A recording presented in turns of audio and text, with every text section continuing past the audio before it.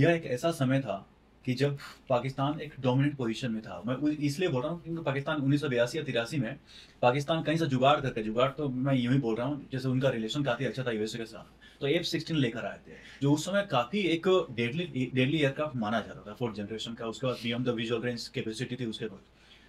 और इस तरफ चाइना था, उसके पास एक स्ट्रॉन्ग फोर्स माना जाता है। क्या ये चैलेंजिंग था आप लोगों के लिए एयरफोर्स में कि इन दोनों दोनों एनिमी कंट्रीज को कैसे टैकल करें? Have you seen the results of 2 wars with Pakistan? Air superiority की बात अगर आप करते हैं तो it's not only aircraft. Along with aircraft, there are so many other factors. Human interface with that machine. Not only aircraft, air defense, your infantry, your artillery, everything is involved. Your political will.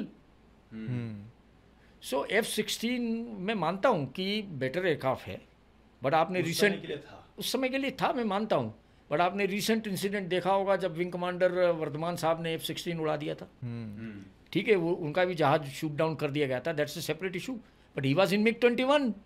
MiG-21 में थे? Yes, second generation के. Yes बाइजन. तो ये एक comparative study करना नहीं चाहिए. और last about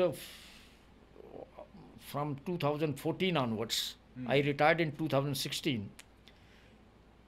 There has been a great transformation when it comes to modernization of defense services are concerned. पिछले 10-12 साल की बात है. जो चेंजेस मैंने उस 2 साल देखे, क्योंकि 2014 में 2016 तक मैं assistant chief of air staff था weapons, and I was dealing with procurement of weapons. All these weapons जो आपने आजकल सुने होंगे सिंदूर वगैरह में काम आए या पहले भी, एंड आई वाज देयर. अच्छा, 2014 से 2016 के बीच में मैं काफ़ी इन्वॉल्व था. प्रोक्योरमेंट, उसका लॉजिस्टिक्स, उसकी मेंटेनेंस, उसका supply, so many things, everything related to weapons, which includes bomb, missiles, NBC, drone, everything. Weapons, not aircraft. So I don't know, एक तरह से एक थ्रेशोल्ड क्रॉस किया गया इन 2 सालों में.